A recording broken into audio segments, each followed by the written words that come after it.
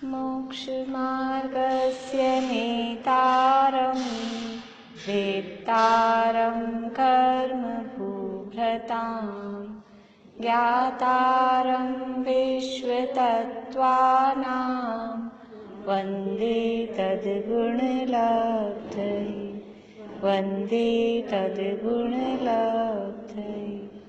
मोक्षमार्ग के नेता एवं कर्म पर्वतों के भेदक और विश्व के सब तत्वों के ज्ञायक चेतन संवेदक सद्गुण आप समान प्राप्त हो यही भावना भाकर दे विनय पूर्वक करूं वंदना बारंबार जिनेश्वर दे बारंबार जिनेश्वर दे। तीसरा अध्याय आज से हमें शुरू करना है। ये मोक्ष शास्त्र तत्वार्थ सूत्र का दूसरा नाम क्या है? मोक्ष शास्त्र। मोक्ष शास्त्र यानी मोक्ष का जिसमें वर्णन हो, मोक्ष के मार्ग का और मोक्ष का जिसमें वर्णन हो वो मोक्ष शास्त्र। कुछ खिड़की खोली है, सफोकेशन सा खुली है क्या? ये बंद लग रही है, सब सफोकेशन सा लग रहा है।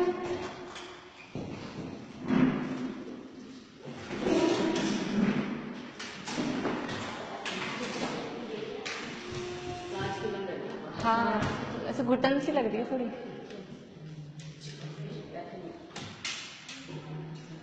हाँ बस एक खोल लीजिए थोड़ा। हाँ एक बहुत।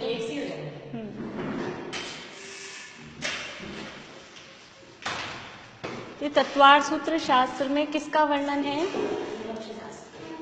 मोक्ष के मार्ग का, या कहें दूसरे शब्दों में तत्वार्थ सूत्र नाम क्यों है कि 7 तत्वों का इसमें सूत्रात्मक रूप में वर्णन है। तो अभी पेपर ये रहा,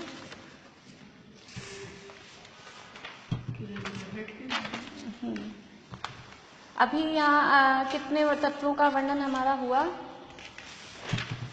इसमें लिख दीजिएगा। पहले अध्याय में किसका वर्णन हुआ? जीव तत्व का ही वर्णन था और जीव के मतलब ज्ञान स्वभाव का, ज्ञानों का वर्णन था, 5 ज्ञान का। ये पहले अध्याय में वर्णन हुआ। फिर दूसरे अध्याय में और 7 तत्वों में से किसका वर्णन हुआ? जीव का ही वर्णन हुआ। जीव के, संसारी जीव की अवस्थाएं, जीव के ही भाव, जीव का ही लक्षण, फिर संसारी जीव भेद प्रभेद, फिर संसार में जन्म कैसे होता है, शरीर कौन से, सब जीव का ही वर्णन चला। हाँ तो ये जीव तत्व का वर्णन पहले अध्याय में भी और दूसरे अध्याय में। अभी तीसरा अध्याय, इसमें किसका वर्णन आने वाला है? इसमें भी जीव का ही, पहले दूसरे तीसरे और चौथे 4 अध्यायों में जीव तत्व का ही वर्णन करने वाले हैं। तो तीसरे अध्याय में भी जीव का ही वर्णन है। अभी जीव की अवस्था का, संसार रूप अवस्था का वर्णन किया था दूसरे अध्याय में, और अब तीसरे अध्याय में क्षेत्रात्मक रूप से कि जीव कौन कौन से क्षेत्रों में पाया जाता है, कहाँ कहाँ जीव पाया जाता है, ऐसे क्षेत्रात्मक रूप में जीव का वर्णन करेंगे। तो उन क्षेत्रों का वर्णन करने वाले हैं जहाँ जीव पाया जाता है। तो इसलिए हमको लगता है कि तीसरे अध्याय में तो नरकों का वर्णन है, कि मध्यलोक का, लेकिन वो वर्णन करके बताना किसको चाह रहे हैं? बताना जीव को ही चाह रहे हैं। इस तरफ आ जाइए, इधर लगा लीजिए चेयर।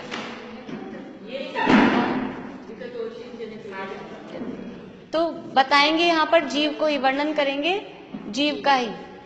तो इसलिए यहाँ आगे इसको अंदर कर लीजिए तो 2 जने लग जाएंगे। देखिए पेज नंबर है 137, 137 पेज पे तीसरा अध्याय। तत्वार्थों के निरूपण करने वाले इस तत्वार्थ सूत्र नामक महाशास्त्र में मोक्ष मार्ग से लेकर मोक्ष तक का निरूपण है। इसलिए इसका अपर नाम मोक्ष शास्त्र भी सार्थक ही है। इस तत्वार्थ सूत्र में 7 तत्वों का वर्णन है, इसलिए तो इसका नाम क्या है? तत्वार्थ सूत्र। और यहाँ पर मोक्ष मार्ग से लेके मोक्ष तक का पूरा वर्णन है। पहले सूत्र में वर्णन है सम्यक दर्शन ज्ञान चारित्राणी मोक्ष मार्ग। पहले सूत्र में मोक्ष के मार्ग का वर्णन किया और 10वें अध्याय तक पहुंचते पहुंचते सिद्धों तक मोक्ष तक पहुंचाएंगे। तो मोक्ष मार्ग से लेके मोक्ष तक का पूरा वर्णन है, इसलिए इसका दूसरा नाम क्या है? मोक्ष शास्त्र। अब तक इसमें मोक्ष मार्ग और उसमें समागत सम्यक दर्शन के संदर्भ में 7 तत्वार्थों की चर्चा आरंभ हुई।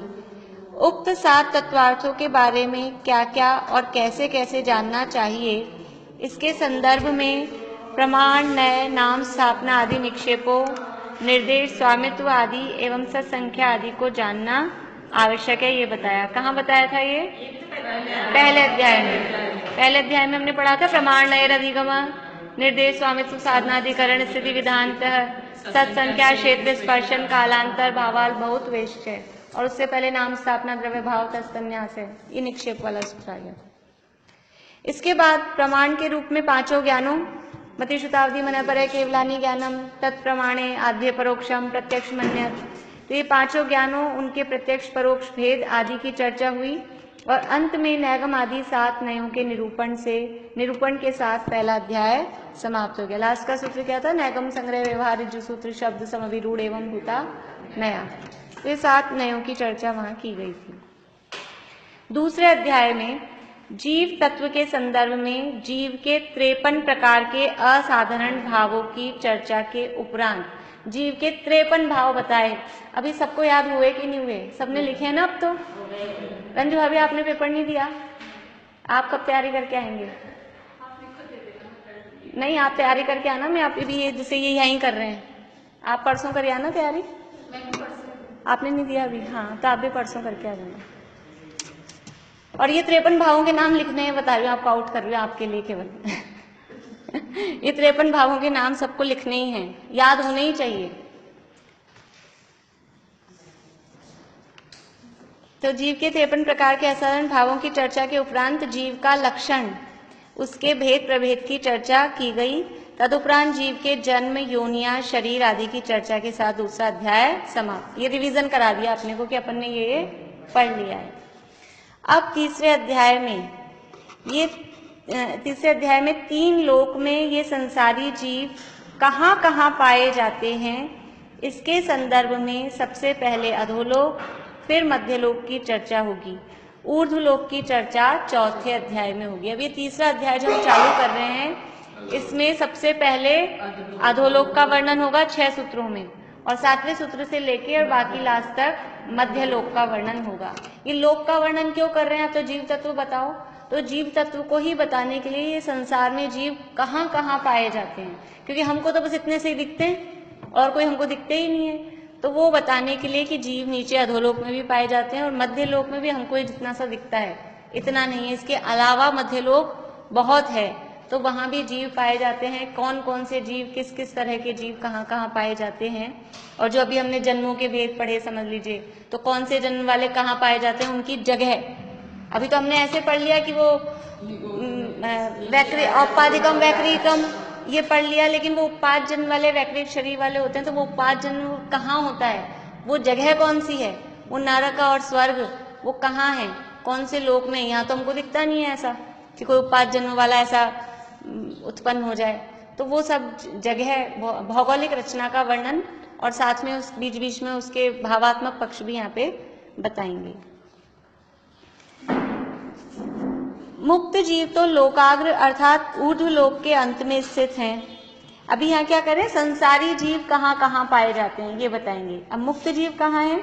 मुक्त जीव तो लोकाग्र अर्थात ऊर्ध्व लोक के अंत में। लोक अग्र, लोकाग्र, लोक का अग्र, स्टार्टिंग तो कुछ है नहीं, लेकिन लोक के टॉप पे सिद्ध जीव, मुक्त जीव कहाँ पाए जाते हैं? लोक के एकदम टॉप पे। नहीं, बात वलय के अंदर ही नीचे मीन्स उसमें, अभी अपन देखेंगे जगह, उसके अंदर ही। हाँ, निगोदिया होते हैं, वो तो संसारी है। यानी कि अभी देखेंगे, हम चालू कर रहे हैं। लोक किसे कहते हैं? कि जहां पर छहों द्रव्य पाए जाते हैं उसे लोक कहते हैं। अब सिद्ध भगवान कौन से द्रव्य हैं? 6 द्रव्य में से जीव द्रव्य हैं। तो वो सिद्ध भगवान फिर लोक के बाहर पाए जाएंगे कि लोक में ही पाए जाएंगे? लोक में ही पाए जाएंगे, इसलिए वात वलय से बाहर नहीं पाए जा सकते। वात वलय के बाहर तो अलोक है, सिद्ध भगवान लोक में ही पाए जाएंगे। लेकिन फिर भी उनको संसारी नहीं कहेंगे, क्योंकि संसार है ये अवस्था का नाम है। संसार किसी प्लेस का नाम नहीं है, संसार किसी जगह का नाम नहीं है। संसार शब्द भाववाची है और लोक शब्द है वो क्षेत्रवाची है। हम 12 भावनाओं के नाम याद है आप लोगों को? बोलिए सर्वजानती, ट्राई कर लीजिए। संसार, एक सूची, मोक्ष नहीं, लोक, बोधि दुर्लभ और धर्म। 5वीं ढाल में अपन ने याद किए थे। ये 12 भावना है। इसमें एक 3रे नंबर की है संसार भावना और एक 10वें नंबर की है लोक भावना। अगर दोनों का अर्थ एक ही हो तो 2 क्यों दी? दोनों का अर्थ अलग अलग है। संसार में चहुंगति दुख जीव भरे है, परिवर्तन पंच करे है, सब विधि संसार असारा। यानी 4 गति में जो जीव परिभ्रमण कर रहा है वो जीव के मोहराग द्वेष भावों से, उन मोहराग द्वेष भावों का नाम संसार है। और लोक में क्या कहा? किन्हू न करे न धरे को, षट द्रव्य मई न हरे को, सो लोक माही। हाँ, तो वहां लोक भावना में भौगोलिक रचना, लोक शब्द में भौगोलिक रचना ग्रहण की जाती है, उसको बताया जाता है। और संसार शब्द में वो भाव, जीव की अवस्था, जीव की अवस्था का नाम संसार है। संसार इस जगह का, देखो मुक्त जीव जो सबसे पहले मुक्त हुए, 8 कर्मों का नाश कहाँ होता है? वहां जाकर 8 कर्म का नाश कहाँ होता है? पार्श्वनाथ भगवान मोक्ष गए, कहाँ से? समय शिखर से, समय शिखर से मोक्ष गए ना। तो 8 कर्मों का नाश कहाँ जाके किया उन्होंने? मतलब समय शिखर यहाँ जो टोक पे बैठे थे वहां किया कि ऊपर वहां सिद्धालय में जाके किया? यही ना, ये जिस टोक पे हम उस क्षेत्र को क्यों पूजते हैं, उसको क्यों पवित्र मानते हैं, कि इस जगह बैठकर इन्होंने 8 कर्मों का नाश किया, इसी जगह मुक्त हुए।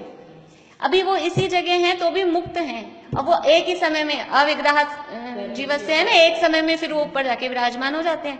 और तब भी वो है तो जगह लोक में ही। अभी आप कह रहे हो वहां निगोदिया जीव तो नहीं, तो है तो वो एरिया तो लोक का ही है ना। इसलिए वो संसार में है कि मुक्त हैं, ये भावों से पता लगता है। क्षेत्र का नाम संसार और मोक्ष नहीं है, ये संसार और मोक्ष जीव की अवस्था का नाम है। जीव के अंदर अशुद्ध परिणति है तो संसार है, और जीव की शुद्ध अवस्था का नाम मोक्ष है। मोक्ष किसका नाम है? सब कर्मों से रहित, सब कर्मों से रहित जीव की शुद्ध अवस्था। जीव एकदम शुद्ध हो गया, कर्मों के साथ है तो अशुद्ध है, और कर्म सारे छूट गए, सब हट गए, अलग हो गए, उसी का नाम मोक्ष है। तो संसार और मोक्ष जीव की अवस्था का नाम है, किसी क्षेत्र का नाम नहीं है, ये बात। और लोक, यहाँ जो लोक शब्द हम देख रहे हैं वो लोक शब्द है, क्षेत्रवाची है, वो जगह को बताएगा। तो यहाँ पे थोड़ा हम क्षेत्र के बारे में इस अध्याय में पढ़ेंगे। मुक्त जीव तो लोकाग्र अर्थात ऊर्ध्व लोक के अंत में स्थित हैं। सिद्ध परमात्मा सिद्ध शिला पर नहीं, सिद्ध शिला से ऊपर घनोदधि वातवलय, घन वातवलय एवं उसे भी ऊपर तनु वातवलय के अंत में रहते हैं।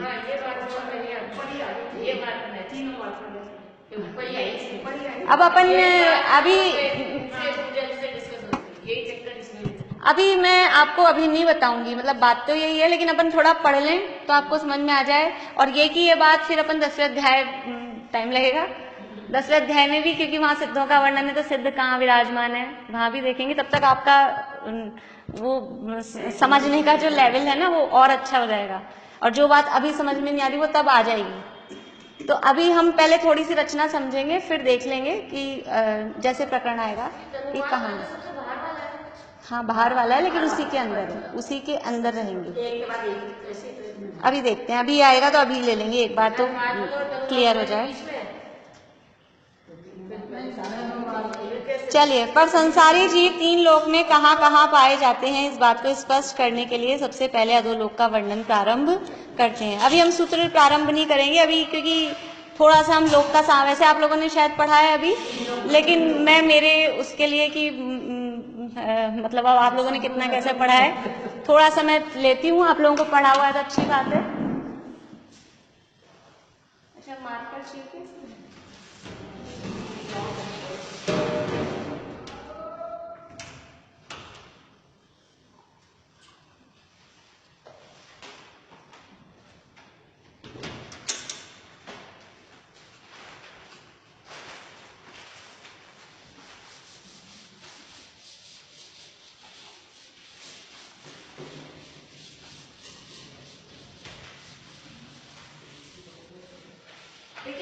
रचना हम सबको पता है, सब जगह हम देखते हैं।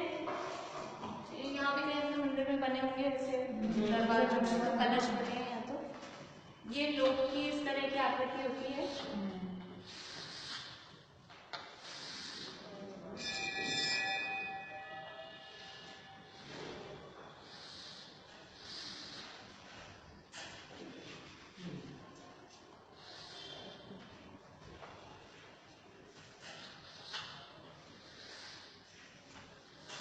इस तरह की लोक की आकृति होती है, सब लोगों ने आपने देखी भी है। कहीं भी शादी के कार्ड में, इसको जैन प्रतीक बोलते हैं, महावीर जयंती के वो यहाँ टांगते हैं, वो भी इस तरह की आकृति के बने होते हैं। ये लोक इस तरह की आकृति का है, यानी लोग कोई चौकोर इस तरह का नहीं, ये इस तरह की शेप में शुरू होते हैं। कोई पुरुष, कोई व्यक्ति अपने कमर पे हाथ रख के और दोनों पैरों पे इस तरह के फैला के खड़ा हो, तो ये नीचे से चौड़ा, फिर सकड़ा, फिर चौड़ा, फिर सकड़ा, इस तरह की आकृति बनती है। ये लोक की आकृति है। इसके लिए शास्त्रों में उदाहरण दिए हैं कि आप लोगों ने मृदंग देखा होगा, ढोलक भी थोड़ा मृदंग होता है, हाँ डमरू, डमरू तो बीच में से सकड़ा और घर से चौड़ा होता है। मृदंग होता है वो बीच में से मोटा ऐसी शेप का होता है। ढोलक का ही थोड़ा ऐसा, मतलब ऐसी शेप होती है, थोड़ी सी इस तरह की, इस तरह की शेप होती है। तो ये यहाँ से यहाँ तक है ऊर्ध्व लोक। ये थोड़ा सा प्रपोर्शन में ये नीचे का ज्यादा हो गया है, समझ लीजिए। ये यहाँ से यहाँ तक है ऊर्ध्व लोक, ये बीच में है मध्य लोक, और यहाँ से यहाँ तक है ये अधोलोक। ये ऊर्ध्व लोक, ये बीच में मध्य लोक, और ये अधोलोक। इस तरह से लोक 3 भागों में बटा हुआ है, अधो, मध्य और ऊर्ध्व। ऊपर का हिस्सा ऊर्ध्व है, नीचे का हिस्सा अधो है, बीच का हिस्सा मध्य है। तो ये ऊर्ध्व लोक की आकृति कैसी है? ऊर्ध्व लोक की आकृति मृदंग के अनुसार है। ये मृदंग कैसा दिख रहा है अपने को? यहाँ से सकड़ा, यहाँ से सकड़ा, बीच में से चौड़ा। ये मृदंग की वैसी आकृति ऊर्ध्व लोक की है। और अधोलोक की आकृति कैसी है? आधे मृदंग की वैसी। यदि इस मृदंग को आधा करके उल्टा रखा जाए, उल्टा आधा मृदंग, जो बीच में से चौड़ा है उसको अपन ने कट कर दिया, मृदंग है उसको बीच में से कट कर दिया, वो चौड़ा हिस्सा नीचे रख दिया। सकोरा देखा अपन ने, सकोरा ऐसे बड़ा शेप का, गोल नहीं, ऐसे शेप का सकोरा। तो समझ लीजिए एक सकोरे को उल्टा रख दिया, एक सकोरे को उल्टा रखा, उसके ऊपर एक सकोरा सीधा रखें और फिर उसके ऊपर एक सकोरा उल्टा रखें, तो वो जो आकृति बनेगी वो ये आकृति बनेगी। इसको बोलते हैं त्रिशराव संपुटाकार। ये शास्त्रों में उदाहरण दिए हैं। त्रिशराव, नहीं मत लिखिए, कोई बात नहीं। शराब बोलते हैं सकोरे को, त्रि यानी 3 सकोरों को, संपुट यानी एक के ऊपर एक के ऊपर एक कैसे रखेंगे कि पहले रखा उल्टा, जैसे कोई अपनी ये हो कलश वगैरह समझ लो, अभी तो शेप ही गोल सी है इसलिए वो शेप ऐसी वाली है। ग्लास पुराने जमाने के यहाँ जैसे अपन ग्लास का चित्र कैसा बनाते हैं, ये ऐसा ही चित्र बनाते हैं ना ग्लास का, वो अब आने लग गए सीधे सीधे, पहले तो ऐसे ही बनता था, सकोरे भी तिरछे ही ऐसे आते थे। तो ये एक सकोरे को रखा उल्टा, ये ऐसे समझ लीजिए उल्टा, ये पहले वाले को रखा उल्टा, है ना, ये उल्टा हो गया, तो ये नीचे से चौड़ा हो गया। फिर इसके ऊपर एक रखा सीधा, ऐसे ये एक रखा सीधा, फिर इसके ऊपर वापस से एक रखा उल्टा, तो यही वाली शेप आ गई। ये त्रिशराव संपुटाकार ये को कहते हैं, या फिर मनुष्याकार, पुरुषाकार, ये बिल्कुल पुरुष की जो आकृति है वो कही जाती है। या फिर इसको कहते हैं कि आधे मृदंग के ऊपर एक 1.5 मृदंग का आकार। मृदंग समझ में आ गया? 1.5 मृदंग, आधा ये और एक ये, तो 1.5 मृदंग का आकार भी लोक का आकार कहा जाता है। ये तो है लोक का आकार, ये आकार का नाम दिया है। अब ये लोक में इसके बाहर चारों तरफ ये 3 वादफल हैं।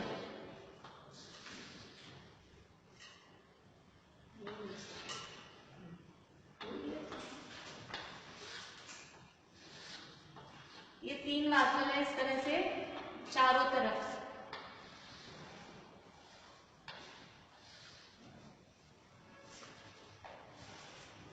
पूरे लोक को ये वात वलय होगी। ये लोक टिका हुआ किसके आधार पर है? ये वात वलय। वात वलय चीज क्या है? वात यानी हवा, हवा, वाष्प नहीं, हवा। ये हवा पे टिका हुआ है लोक। इतना बड़ा लोक हवा पे कैसे टिक सकता है? सोचा कभी हमने? दोनों हाँ, वो पहले वाले में है। पहला वाला वाष्प, दूसरा ठोस उसका और तीसरा पतली हवा का, ऐसा नहीं होगा। ये तीन, ये ऐसे समझ लीजिए। तो ये हवा पे कैसे टिक सकता है कोई लोग? इतना बड़ा लोग, 343 घनराज्य इसका क्षेत्रफल है, ये हवा में टिका हुआ है। हवा की बात है। हवा में इतना प्रेशर होता है। हवा में ऐसा प्रेशर कैसे होता है? कोई उदाहरण दे सकते हैं आप? हवा में कुछ चीजें टिक सकती हैं? हाँ, टायर का गाड़ी चलती है। हाँ, ये टायर में हवा होती है। कितने कितने टन, ट्रक्स में कितने कितने टन वजन होता है, और वो हवा पे, उस टायर में अगर हवा नहीं होती तो 1 इंच आगे नहीं सकता, पंचर हो जाए या हवा निकली भी हो। और वरना हवा होती तो हवा पे कितना कितना वजन वो ले जाता है। ऐसे हवा के आधार पे लोग टिका हुआ है। ये बात बोले हैं, इनका नाम है जो अंदर वाला है, अंदर वाले का नाम है, अंदर वाले का नाम है घनोदरी। फिर बीच वाले का नाम है घन, और लास्ट वाले का नाम है तनु। घनोदरी में घनी हवा और साथ में पानी, पानी वाष्प, घनी हवा वाष्प सहित घनी हवा का जो घेरा है लोक के चारों ओर अंदर की तरफ, उसका नाम है घनोदरी बात करें। दूसरा है बीच वाला, वो घन, बस उसमें वाष्प नहीं है, केवल घनी हवा है, वो घनी हवा का घेरा, उसका नाम है घन बात करें। और जो लास्ट वाला है वो तनु, तनु का अर्थ होता है पतली, वो पतली हवा का घेरा है, वो तनु वातु है। इस तरह से 3 बात बोले। ये लोक की ऊंचाई कितनी है टोटल? यहाँ से लेके लेकर यहाँ तक 14 राजू ये ऊंचा है। और इसकी चौड़ाई कितनी है? तो चौड़ाई हर जगह अलग अलग है। चौड़ाई नीचे है 7 राजू, फिर बीच में है 1 राजू, 1 राजू, फिर यहाँ पर बीच में है 5 राजू, और यहाँ पर 1 राजू। इस तरह से चौड़ाई है। अभी अकेले इसमें लंबाई और चौड़ाई ही नहीं है, इसमें गहराई भी है। हाँ, तो ये पूरा अंदर अभी अपन ने बहुत बड़ा चित्र यहाँ बना लिया। इसमें गहराई भी है, मोटाई, मतलब जैसे कहेंगे मोटाई, ये ऐसे पतला कागज के जैसा नहीं है। आप समझ लो 7 आदमी एक के पीछे एक खड़े हो और ऐसे करके खड़े हो, तो वो जो उनमें गहराई बनेगी। इसी तरह से ये इसको आप ऐसे 3 डायमेंशन में बनाएंगे ना घनाकार, तो वो इसमें मोटाई की, वो गहराई सब जगह कितनी है? गहराई सब जगह 7 राजू है। राजू क्या होता है? राजू क्या होता है? माप है। असंख्यात योजन का 1 राजू होता है। असंख्यात योजन का 1 राजू होता है। हाँ, गिनती हमारे ज्ञान में नहीं आती। असंख्यात बहुत बड़ी संख्या है, संख्या बोलना ही नीचे, असंख्यात बहुत बड़ा है। मतिशुद्ध ज्ञान गम्य नहीं है, जो मतिशुद्ध ज्ञान गम्य नहीं हो उसे असंख्यात कहते हैं। मतलब मतिशुद्ध ज्ञान गम्य नहीं है, अवधि ज्ञान नहीं जाना जाएगा, उसका नाम है असंख्यात। असंख्यात योजनों का 1 राजू होता है। तो पूरे लोक की समझ लो लंबाई कितनी हो गई? 14 राजू, और गहराई हो गई 7 राजू, और चौड़ाई सब जगह 7 है, प्लस 1 5 प्लस 1, ऐसे है ना 4 जगह, 1 2 3 और 4। लंबाई 14 राजू, गहराई 7 राजू, थोड़ा यहाँ से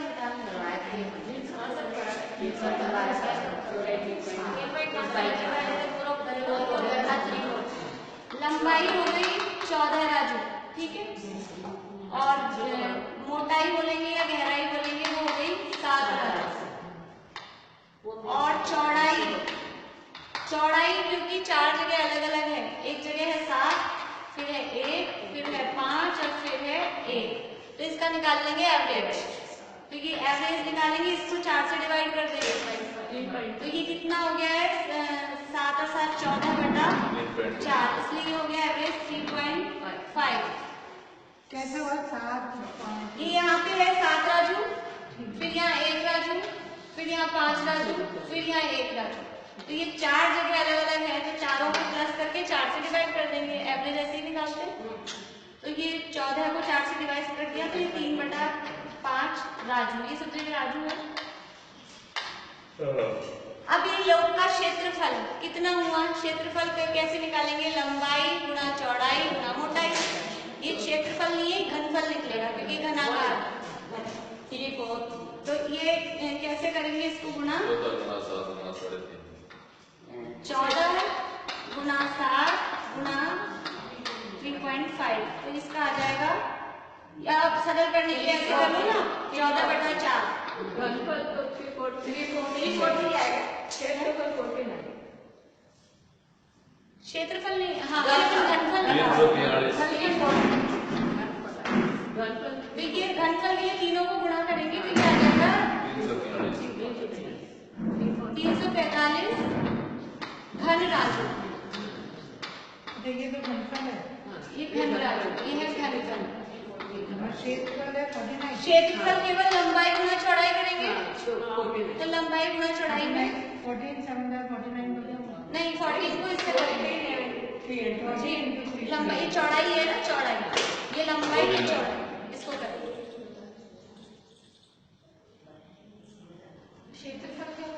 क्षेत्रफल होता है लंबाई गुणा चौड़ाई, वो तो होता है क्षेत्रफल। तो लंबाई है 14 राजू और चौड़ाई है ये 3.5। लेकिन क्षेत्रफल कम काम आता है क्योंकि लोग है घनाकार, इसलिए घनफल ही निकालते हैं और उस घनफल को ही कभी कभी क्षेत्रफल बोल देते हैं, लोग का क्षेत्रफल कितना है। तो क्योंकि ये 49 राजू का ही काम नहीं आएगा ज्यादा आपके, वो यही काम आएगा 343 घन राजू। लोग का एरिया कितना है टोटल, 343 घन राजू, इतना। और इसमें ये वात वलय इंक्लूड है या नहीं है, वात वलय इंक्लूड है, वात वलय सहित ये पूरा एरिया है। वात वलय लोक में इंक्लूड है, लोक के बाहर नहीं है। अभी सिद्धशिला देख लेते हैं अपन सबसे पहले, वहीं से चालू कर लेते, बाद में नरक में पहुंच जाएंगे।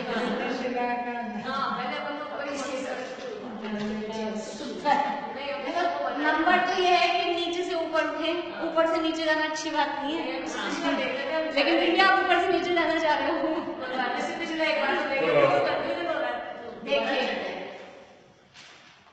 देखिए ये है, यहाँ पर ये ऊर्ध्वलोक है। अभी आप अपन ने रचना समझी नहीं क्योंकि यहाँ स्वर्गों के विमान है, तो 16 स्वर्ग हैं, उसके ऊपर 9 यहाँ पे 16 स्वर्ग, फिर 9 ग्रह, 9 अनुदिश, 5 अनुत्तर। इतना आप लोगों को रचना पता है। देखिए जिन लोगों को नहीं पता ना वो बता दें मुझे, क्योंकि मैं समझ रही हूँ बहुत लोग नहीं देंगे, आपको नहीं पता, आपको भी नहीं पता, तो फिर मैं थोड़ा वैसा नहीं, आप अच्छे से बता दो। अभी थोड़ा सा एक बार बताए थी, जिनको समझ में आ जाए ठीक है, फिर अपन दोबारा लेंगे पर अशांति की शंका का समाधान। ये स्वर्गों की रचना है जो अभी 16 स्वर्ग सबसे पहले 16 स्वर्ग हैं, ये पहला दूसरा इस तरह से 8 के जोड़े में ये 16 स्वर्ग है ना, इस तरह से। उसके बाद 9 ग्रह के, फिर 9 अनुदिश, 5 नहीं, तो इनके बीच में भी वो आता है क्या? नहीं, स्वर्गों के बीच में बात करें नहीं, नरकों के नीचे, स्वर्गों के नीचे 9 ग्रह, 9 अनुदिश और 5 अनुत्तर। ये अपन पढ़ेंगे अभी बाद में, तो अभी मैं केवल सिद्धशिला बताने के लिए बता रही हूँ। सिद्धशिला किस जगह है, यहाँ बनाते हैं, यहाँ बनाना गलत है, सिद्धशिला है इस जगह नहीं, सिद्धशिला तो यही है, सिद्धशिला तो यही है। सिद्ध भगवान कहाँ रहते हैं, सिद्ध भगवान रहते हैं यहाँ। देखिए ये जो वात वलय है, वात वलय की मोटाई सब जगह अलग अलग है, यहाँ यहाँ यहाँ हर जगह उसकी मोटाई अलग अलग है। तो यहाँ पर ये जो वात वलय है, घनोदधी वात वलय है, कितना मोटा पता है किसी को, ये नहीं पता, ये है 1 योजन मोटा। फिर है ये नहीं, ये 2 योजन मोटा, ये 1 योजन मोटा, और ये है 1575 धनुष। 1 2 15 बहुत बड़ा हो गई है। हाँ धनुष, ये धनुष कम है, योजन योजन नहीं, सॉरी कोस, सॉरी ये दो कोस मोटा, ये 1 कोस मोटा। 1 कोस में कितने धनुष होते हैं, 2000 धनुष का एक कोस, 2000 धनुष का एक कोस। अभी तो आप इतना समझ लीजिए, फिर वो ये यहाँ है सिद्ध शिला, तो इस जगह है, और सिद्ध शिला से सिद्ध भगवान कितना ऊपर रहते हैं कि एक कोस, दो कोस और 1575 धनुष। तो एक कोस है 2000 धनुष का, दो कोस हो गए 4000 धनुष का, और उसके ऊपर 1575 धनुष और जोड़िए। ये तीनों बात वाले के ऊपर, ये बात वाले का, हाँ ऊपर मतलब यहाँ रहते हैं सिद्ध भगवान, रहते हैं इस जगह, ये जो एरिया है समझ लो, ये इतना एरिया है। 1575 में भी मैक्सिमम सिद्ध भगवान की अवगाहना कितनी है? 525 धनुष बाहुबली भगवान की है। देखिए समझ में आ रहा है कि क्या चल रहा है? जैसे लग रहा है सब लोगों के चेहरे पे समझ में नहीं आप कुछ कम होता है। देखिए ये जो जगह सिद्ध भगवान रहते हैं तनुवाद वाले में, सिद्ध भगवान रहते हैं तनुवाद वाले। ये तनुवाद वाले की मोटाई है 1575 धनुष, और सिद्ध भगवान की अवगाहना है 525 धनुष, इससे ज्यादा नहीं है। 75 धनुष, धनुष आप समझो जैसे कि ये पंखा है ऊपर, है ना, ये पंखा है, और ये पंखे का जहां तक ये पंखुड़ी आ रही है, ये पूरा है तनुवाद वाले, इतनी जगह है ना, ऊपर सीलिंग से लेके पंखे की पंखुड़ी तक। पूरा तनुवाद वाला है, तो जितने पंखे की जितनी ऊंचाई तक सिद्ध भगवान है। हाँ ऐसे समझ सकते हो, ऐसे समझ लो, नहीं मैं उसमें बताती थी, तो समझ लो ये पूरा तनुवाद वाला है, ये 1575 धनुष का है। अब सिद्ध भगवान कहाँ रहते हैं? तनुवाद वाले के अंत में, यानी उस सीलिंग पे, और सिद्ध भगवान पूरे 1575 धनुष पे कोई सिद्ध भगवान नहीं है। सिद्ध भगवान है मैक्सिमम केवल 525 मैक्सिमम। तो सिद्ध भगवान कहाँ तक रहते हैं कि तनुवाद वाले लोग के टॉप से लेके 525 धनुष नीचे तक, नीचे तक। अगर अपन नीचे से नापेंगे तो अभी मैं वो कैलकुलेशन आपको नहीं करा रही। अच्छा टॉप से नीचे तक, टॉप से 525 धनुष एरिया बस इतनी एरिया में रहते हैं। नीचे से गिनेंगे अपन, ये सिद्ध शिला है इस जगह, तो सिद्ध शिला से कितने ऊपर सिद्ध भगवान स्टार्ट हो जाएंगे, वो एरिया अपन बाद में कैलकुलेट करेंगे लास्ट में। अभी थोड़ा पढ़ लें, थोड़ा समझ में आ जाए अपने को फिर कि यहाँ सिद्ध शिला है, तो सिद्ध शिला से सिद्ध भगवान कितनी दूर में लेंगे। सिद्ध शिला पे जाएंगे अपन, यात्रा लेके बस लेके चले और सिद्ध शिला पे पहुंचे तो एक भी सिद्ध भगवान नहीं मिलेंगे। सिद्ध भगवान मिलेंगे सिद्ध शिला से 2 कोस, 1 कोस, और 575 में से 525 कम कर दो तो आपको 1050 धनुष ऊपर, क्योंकि 525 के बाद तो मिलने लग जाएंगे ना अपने को सिद्ध। देखो अभी नहीं एक और दो सबसे अपन यहाँ से चले, आदिनाथ भगवान सबसे बड़े थे 500। नहीं आदिनाथ से बड़े बाहुबली 525 के बाहुबली। देखिए अपन यहाँ से चलेंगे, अपन यहाँ से यात्रा लेके निकले, यहाँ तो है सिद्ध शिला। अब सिद्ध शिला पे अपने को ये सिद्ध शिला से अपन चलेंगे तो पहले तो 2 वही तो बोल रही हूँ, 4000 ये 2, हाँ वही बोल रही हूँ मैं कि ये 7050 ऊपर वही बता रही, 2 कोस 1 कोस बोल दिया। हम यहाँ से चले, ये सिद्ध शिला है, ये अपनी फ्लो, यहाँ पे अपने को मिले नहीं, तो यहाँ से हम कितना ऊपर जाएंगे कि सिद्ध मिल जाएंगे?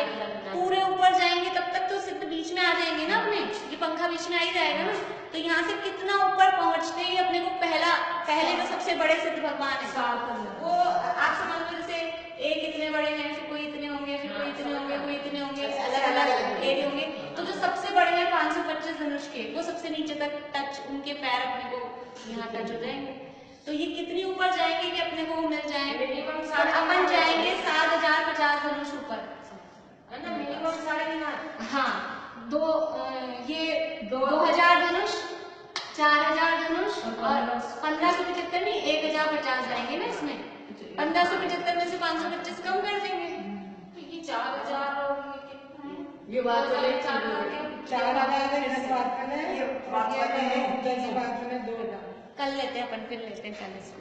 अभी आप बता दीजिए कौन से ये क्या है, ये घनवात वाले, ये घनवात वाले है 2 कोस का, 2 कोस का मतलब 4000 बताया है 2000। तो वो भी ये ऐसे जो छोटा बताया है ना, गणोदरी का किसे जो बताया ना, एक राजू जो बताया, ढाई दिन मौके आते हैं, ढाई दिन का आवाज हाँ सिद्धशिला वाला है, छोटी बना लीजिए, चित्र में ऐसे बनाइए। अभी अपन मोटा मोटा ही समझ लेते हैं ना, वो तो छोटी बनती है, छोटी होती है।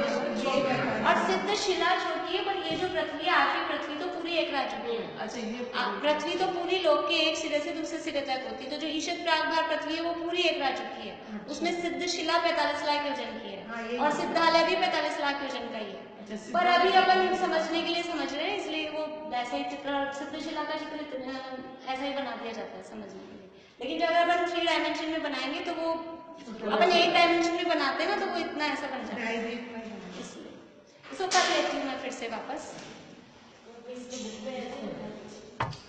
अब वो 3 डायमेंशन में बनाया ना बुक में, तो उसमें वैसा बनेगा। आने बच्चे सिद्धशिला में